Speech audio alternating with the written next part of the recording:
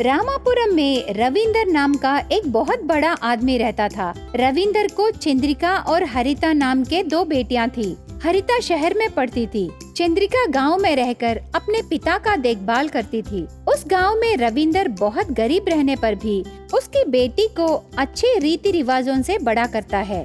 चंद्रिका बहुत बुद्धिमान लड़की है।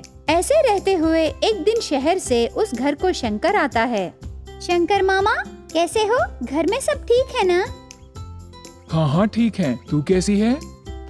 मैं बिल्कुल ठीक हूँ मामा। पिताजी, शंकर मामा आए हैं। क्या रे शंकर, बहुत दिनों बाद आए हो, क्या बात है? मैं एक मुख्य विषय बोलने आया हूँ। हमारी हरिता का कॉलेज की पढ़ाई हो गई ना, उसे मैं घर वापस भेजना चाहता हूँ। ये क्या शंकर, वो तुम्हारे पास रहने से ही अच्छी रहेगी सोचकर मैं उसे भेजा। वो बात नहीं है रे, पैदा हुए गांव में वो भी थोड़े दिनों तक रहना है ना। ऐसे रहने से ही सब कुछ पता चलेगा। मेरी बात समझने की कोशिश करो। शादी की उम्र में आई लड़कियां मायके के घर रहने से ही अच्छा है। कल के दिन अगर वो ससुराल चली गई तो कैसे? ठीक है रे, जैसी तेरी मर्जी, उसे यहाँ भेज दे। मुझे गलत मत समझो रविंदर, मैं हर समय तुम्हारा भलाई चाहता हूँ। अब मैं चलूं? कल हमारे हरिता को घर भेजूंगा।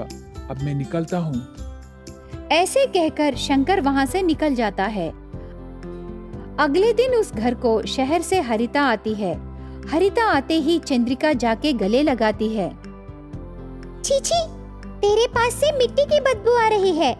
कहीं तू गोबर पकड़ ली क्या? उस बदबू से मुझे सख्त नफरत है। ये क्या बहन, ऐसे बोल रही हो? बहुत दिनों बाद दीदी को देखकर गले लगाने का मन नहीं कर रहा क्या? ऐसे क्यों कहने लगी? देखो दीदी, तू थोड़ी दूर रहकर मुझसे बात कर। मुझे साफ सुथरा बहुत पसंद है, नहीं तो मैं पागल हो जाऊंगी। ठीक है बहन, मैं तेरे लिए मनपसंद खाना बनाकर लाऊंगी। थोड़ी देर तू आराम कर ले, पिताजी खेत को गए हैं। मैं आराम करूंगी, नींद से उठने के बाद मैं खुद आऊंगी। तब तक मुझे कोई डिस्टर्ब मत करो। ऐसे हरिता कहने पर चंद्रिका बहुत दुखी होती है। उस दिन रविंदर बहुत दुख होकर घर लौटता है। घर आते ही हरिता के बारे में पूछता है। चंद्रिका पानी लाके देने पर वो पानी पी के थोड़ी देर बैठता है। क्यों पापा ऐसे हो? क्या हुआ? शंकर मामा तेरी बहन के बारे में पूरा विषय बोले। तुम दोनों की माँ नहीं है। उसे बचपन से ही शहर में पढ़ा रहा हूँ। अभी वो गांव को देखकर घृणा करने लगी। अभी वो शादी की उम्र में आ गई। वो शहर के वेशभूषा में रहने से यहाँ कैसे बेटी? आप चिंता मत कीजिए, मैं उसकी सिर्फ दीदी ही नहीं हूँ, माँ भी हूँ।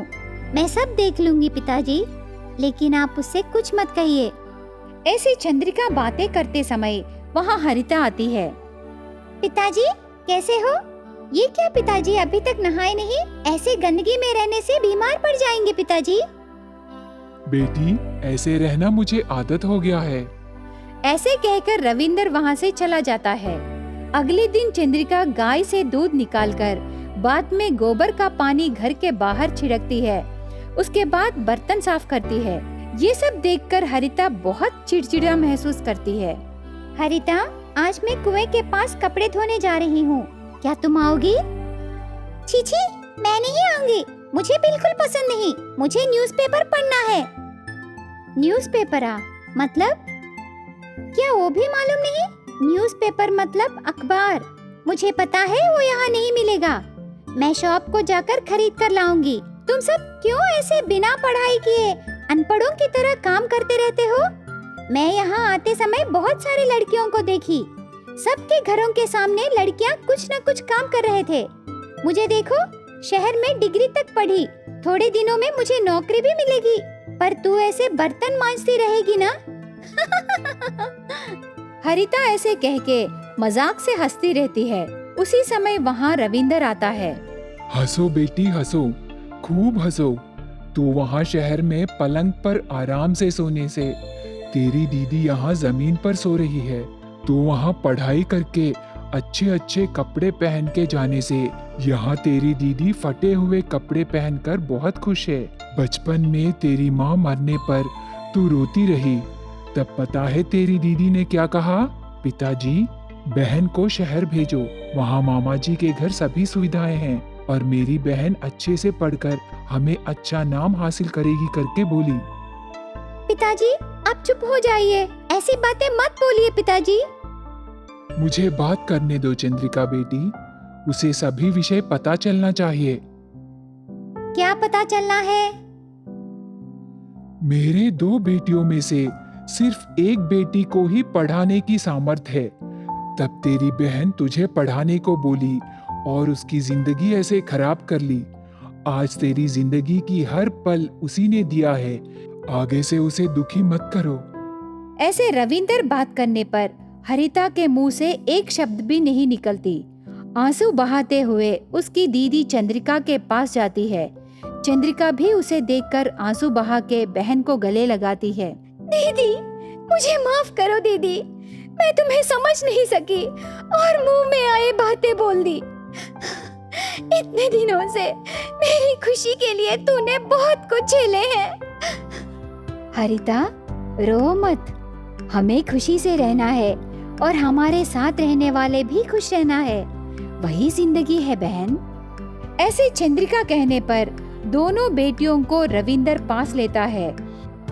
उसके बाद दोनों बहनें मिलकर घर में खुशी से रहने लगते हैं।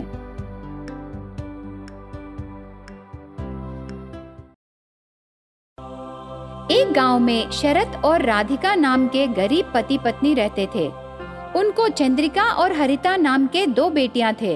वे दोनों नाम के दीदी बहन थे, पर हर समय एक दूसरे को मार के शपथ लगाते थे, एक के ऊपर एक शिकायतें करते थे। दोनों को बुला के उनके माता पिता समझाते थे।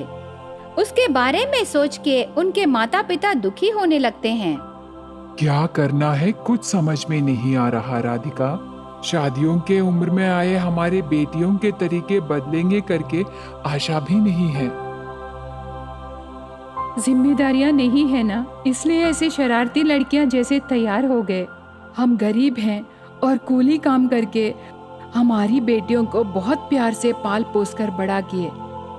कम से कम अभी हमारी स्थिति के बारे में बताने से अच्छा रहेगा। आप क्या कहोगे बताइए? तेरी बात को क्या मैंने कभी टाला है? हमारे टॉम एंड जेरी को बुलाओ, मैं उनसे जोर से बात करूंगा। चंद्रिका, हरिता, इधर आओ, तुम्हारे पिताजी बुला रहे हैं।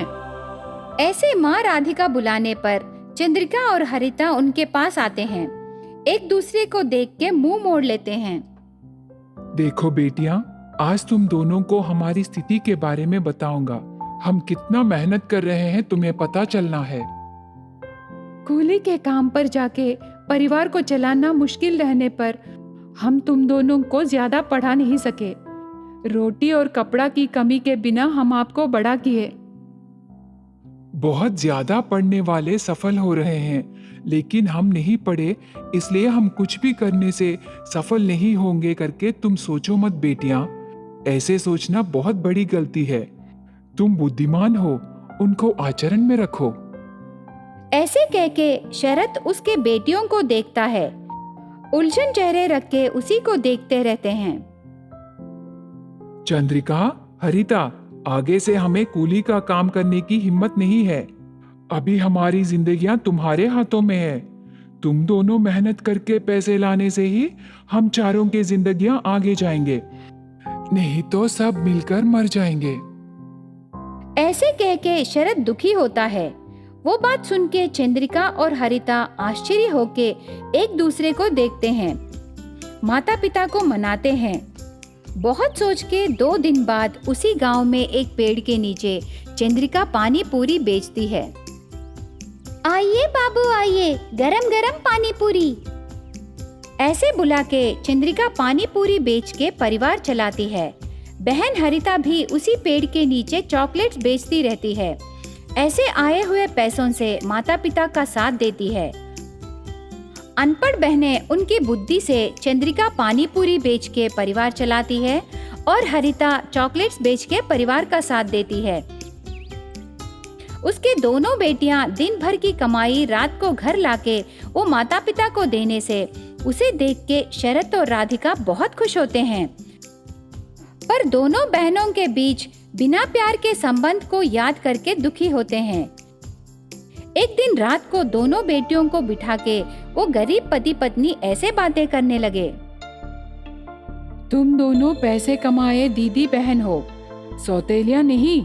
हर समय झगड़ते रहते हो। कम से कम हमारे मरने के बाद तुम बातें करोगे क्या?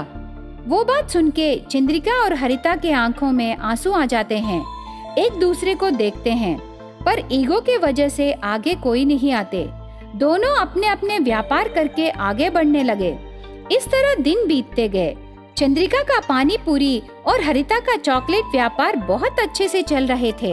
इतने में हरीश नाम का एक 25 साल का लड़का दोनों बहनों के व्यापार के बारे में जानने लगता है। वो भी एक गाड़ी पे पानी पूरी और चॉकलेट्स दोनों रख के पूरा गांव घूम के बेचता है। उससे चंद्रिका का पानी पूरी और हरिता का चॉकलेट्स व्यापार बिना ग्राहकों के धीमी पड़ जाते हैं। उससे नुकसान होते हैं।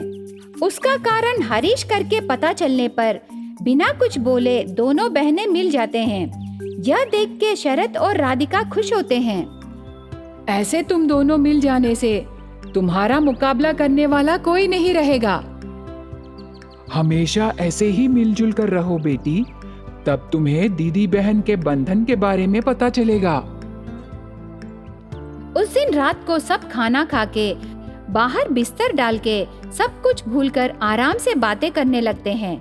शरत और राधिका के दिल शांत होने पर आराम से सो जाते हैं।